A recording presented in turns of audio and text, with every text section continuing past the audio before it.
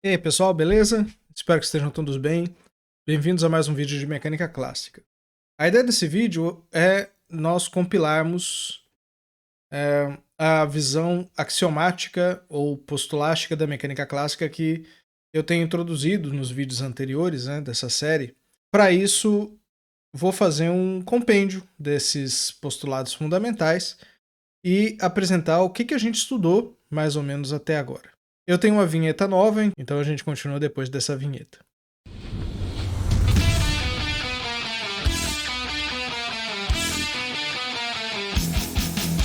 Bom, quem tem acompanhado o curso de Mecânica Clássica 1 sabe que eu tentei uma coisa nova dessa vez, que é apresentar a mecânica clássica a partir de um sistema de postulados. Essa foi a ideia original de Newton. Se vocês olharem os Princípios da Filosofia Natural, que é um livro que hoje é facilmente encontrado em português, vocês vão perceber que a estrutura de pensamento que ele propõe para a mecânica é uma estrutura de conceitos fundamentais e de postulados fundamentais, que hoje são conhecidos como as três leis de Newton. Para eu apresentar a ideia de que não existe só uma forma de fazer essa organização, eu acabei apresentando para vocês uma forma em termos de 8 postulados. E a ideia é que nesse vídeo a gente possa recapitular esses postulados e a maneira como nós os discutimos. Então eu preparei aqui uma apresentação em mecânica clássica, conceitos fundamentais e postulados. Aqui hoje é dia 28 de julho, o dia que eu estou gravando o vídeo. Para começar a organizar as ideias, eu vou falar um pouquinho do que, por cima, eu acredito ser uma boa teoria científica. A primeira coisa que nós temos, que nós podemos perceber em qualquer teoria científica, é que ele não é menos que um conjunto organizado e hierarquizado de proposições. No geral, em matemática, essas proposições possuem regras bem definidas e podem ser hierarquizadas em termos de axiomas, teoremas, lemas corolários e resultados, provas e etc.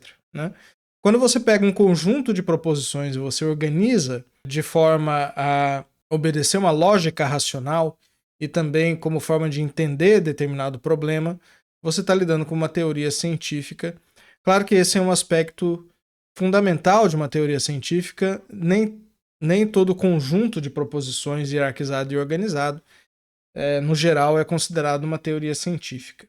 A minha ideia não é discutir o que é uma teoria científica, mas aqui eu só quero mostrar as suas características fundamentais. Uma outra característica fundamental é que, dentre todas as proposições que eu tenho numa teoria científica, eu preciso ter um subconjunto que possui uma qualidade chamada de falseabilidade. Falseabilidade é um conceito criado por Popper e que basicamente significa que quando você tem uma ideia, essa ideia ela é científica quando você consegue imaginar ou propor um experimento ou observação que a torne falsa. Por exemplo, o segundo postulado de Einstein da relatividade restrita me diz que a velocidade da luz é uma constante que independe do movimento relativo entre a fonte e o observador. Essa afirmativa é obviamente falseável porque com qualquer experimento em que eu meça a velocidade da luz a partir de dois observadores, esse resultado ele é obviamente positivo ou negativo. Portanto, se for falso o postulado, eu posso montar um experimento que diga que esse postulado é falso. Isso não significa que uma proposição ou um conjunto de proposições, sendo falseáveis, elas são falsas ou verdadeiras. Pode ser que um conjunto de proposições não seja possível de serem experimentados no momento, mas a possibilidade de haver experimentos que tornem determinadas afirmações falsas determina a falseabilidade. Então, uma proposição ser verdadeira ou falsa não tem nada a ver com sua falseabilidade. No geral, o subconjunto de proposições de uma teoria científica que precisa ser falseável não são os axiomas ou os postulados da teoria, mas são os resultados dessa teoria. Esse subconjunto, portanto, ele precisa equivaler às proposições que são passíveis de testes observacionais e experimentais. É claro que essa lista de características de uma teoria científica ela não é exaustiva. O conceito de teoria científica é debatida pelos filósofos há muitos séculos. Mas nós vamos ficar com esses três aqui por enquanto. No caso da física, gosto de trabalhar com a ideia de que a física é um compêndio de teorias científicas e, portanto, possui seus compartimentos teóricos que a principal característica da física é que ela descreve a natureza através do mapeamento entre conceitos físicos ou conceitos naturais e estruturas matemáticas. Então, nesse ponto de vista, não há como separar a física da matemática. O trabalho da física é você compreender a natureza a partir das estruturas matemáticas que eu consigo identificar na natureza, né? E esse mapeamento significa, no geral, que eu tenho conceitos físicos e conceitos matemáticos, e eu tenho pontes entre esses conceitos. E aí eu digo muitas vezes que a matemática representa sistemas físicos ou partes de sistemas físicos. E dentro do universo do discurso da física, ou da narrativa que a física se propõe a fazer, eu tenho 4 objetos que são fundamentais. Eu tenho o sistema físico, o observador, o observável e a medida. E nós já discutimos isso antes, em vídeos anteriores, então eu convido vocês a rever o vídeo sobre princípios fundamentais, em que eu falo sobre esses 3 entes ou esses 3 objetos fundamentais no meu discurso. Como é que os sistemas físicos estão ligados aos conceitos físicos, como é que os observadores estão ligados a sistemas físicos com propriedades especiais, especialmente aparelhos de medida, e como é que um observador interage com o sistema físico para medir determinado observável, né? Então eu tenho também um objeto que a gente reconhece como observáveis. Os observáveis, eles são conceitos que terão contrapartida matemática, né? E a medida, que é um conjunto, no geral, de números que estão relacionados a determinado observável e que estão relacionados também a uma atitude estatística de quem está fazendo medidas sobre o sistema físico. Tudo isso está lá para trás. Eu vou deixar esses vídeos à disposição para vocês consultarem. E no caso da mecânica clássica, quero propor para vocês uma forma de organização postulástica ou axiomática. Ela não é axiomática no sentido matemático, puramente, e também não tem a pretensão de ter uma rigorosidade extrema. E como é que nós vamos fazer? Primeiro, nós precisamos de um conjunto de conceitos primitivos. E o que são esses conceitos primitivos? Eles são conceitos que não advêm de nenhum outro conceito dentro da mesma teoria. Aqui, no nosso caso, esses conceitos eles vão servir como blocos fundamentais com os quais eu vou construir a teoria. O primeiro conceito primitivo é a partícula. E a partícula é definida como um objeto eterno e indestrutível que possui um conjunto de características que a define completamente. E esse conjunto de características eu chamo de observáveis intrínsecos. Mas também tem um conjunto de características que não necessariamente a define, que são chamados de observáveis extrínsecos. Eu já posso dar exemplos. No geral, observáveis intrínsecos de uma partícula são massa, carga elétrica, spin. No caso de partículas elementares, também temos isospin, cor, sabor e etc. São características que uma partícula possui e que são características da sua própria existência. E eu tenho um conjunto de observáveis extrínsecos também, que são observáveis que dependem, nós vamos ver, do estado de movimento dessas partículas. O outro conceito primitivo é o conceito de interação. E funciona da seguinte forma: se eu tenho 2 ou mais partículas formando um sistema físico, essas partículas vão interagir entre si. E a interação, ela age de forma a modificar os observáveis extrínsecos das partículas. Por exemplo, 2 partículas com massa interagem gravitacionalmente, e a forma como elas interagem é modificando estados de movimento uma da outra. E estados de movimento nós vimos também durante o curso que dependem de observáveis de posição e velocidade. Então, no geral, posição e velocidade mudam quando eu tenho interação, além de outros observáveis dinâmicos também, como, por exemplo, o momento linear das partículas, energia e momento angular. A interação, de maneira mais fundamental, ela depende dos observáveis intrínsecos. Então, como eu falei, por exemplo, 2 partículas com massa interagem gravitacionalmente. Então, a massa é a característica da interação gravitacional entre as partículas. Por outro lado, se eu tenho 2 partículas com carga elétrica, elas vão interagir eletromagneticamente.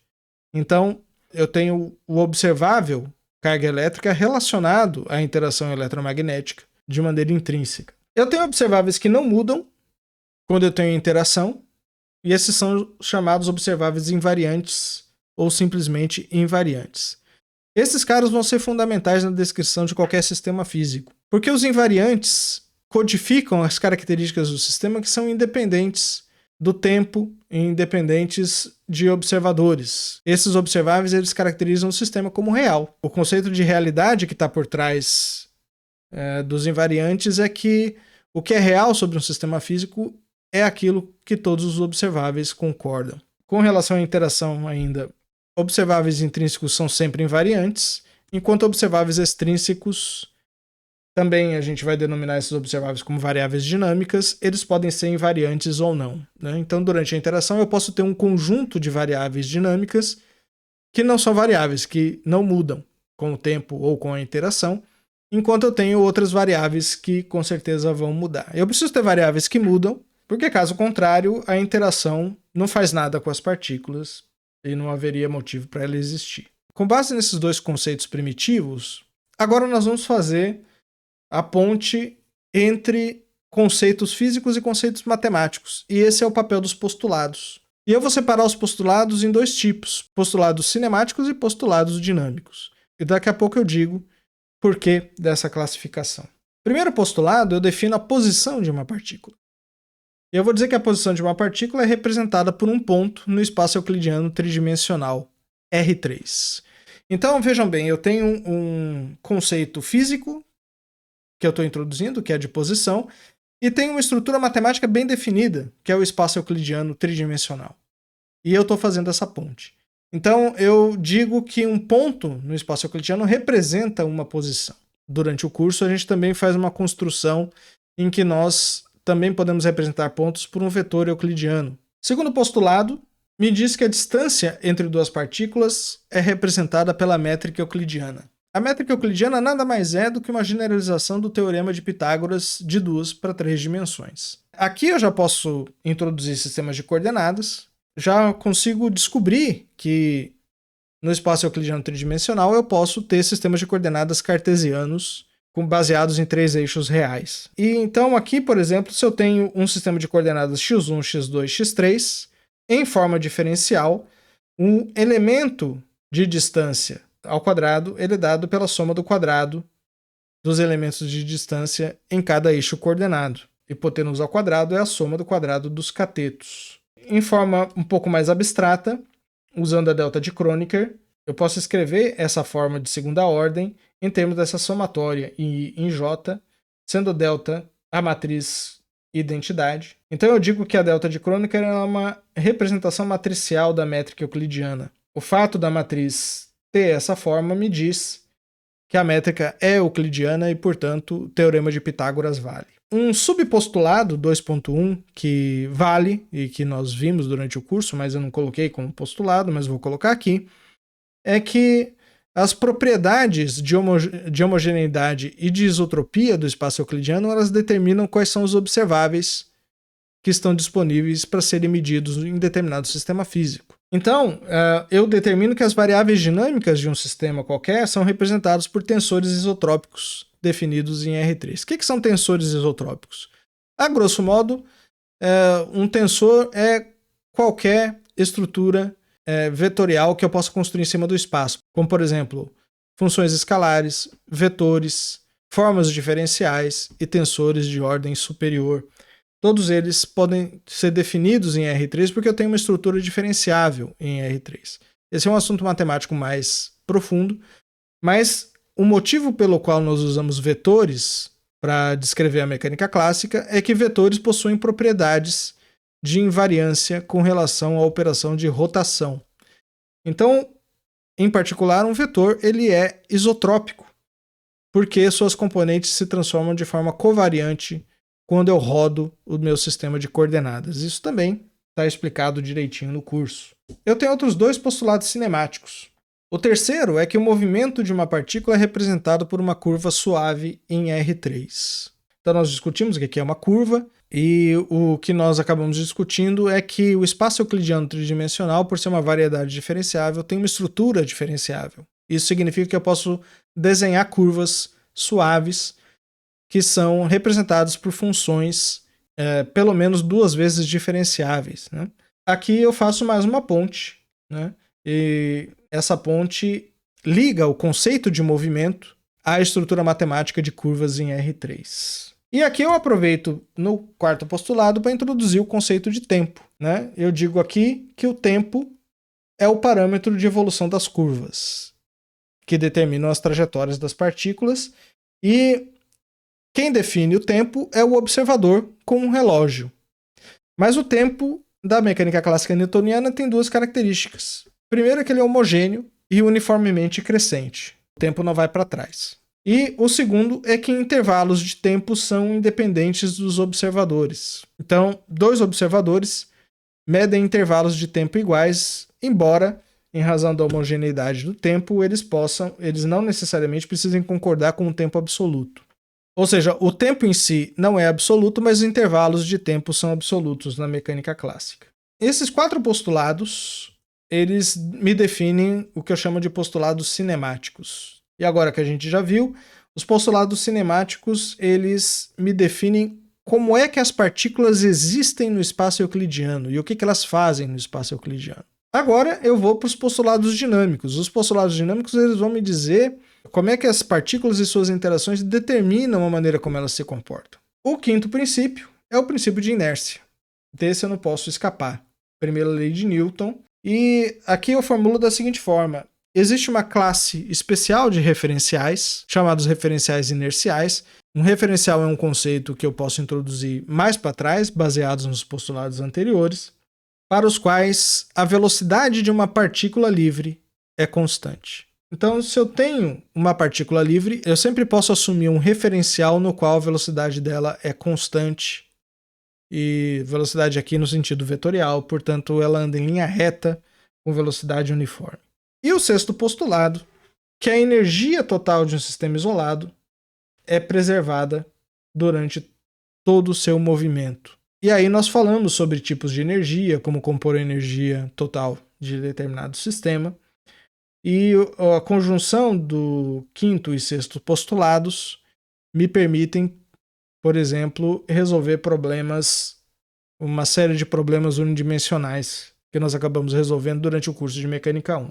O sétimo postulado é o princípio da conservação do movimento. E aí esse é mais elaborado. Eu vou supor que eu tenho um sistema de N partículas que interagem entre si, mas que estão isoladas em conjunto. E esse conjunto de partículas é observado por um observador inercial. VI de T forma o campo de velocidades da partícula I, sendo I um índice de 1 a N. Vocês já estão acostumados com essa notação. 7.1 existe uma combinação linear única e positiva definida das velocidades, tal que o vetor resultante, que é chamado de momento linear total, é uma constante no tempo. Então, se o meu sistema é isolado, existe um invariante que é chamado de momento linear total. Esse momento linear ele é conservado durante o movimento, assim como a energia no postulado anterior. E 7.2, os coeficientes da combinação linear, que a gente define como as massas de cada partícula, são independentes do tempo, do sistema referencial e da natureza da interação.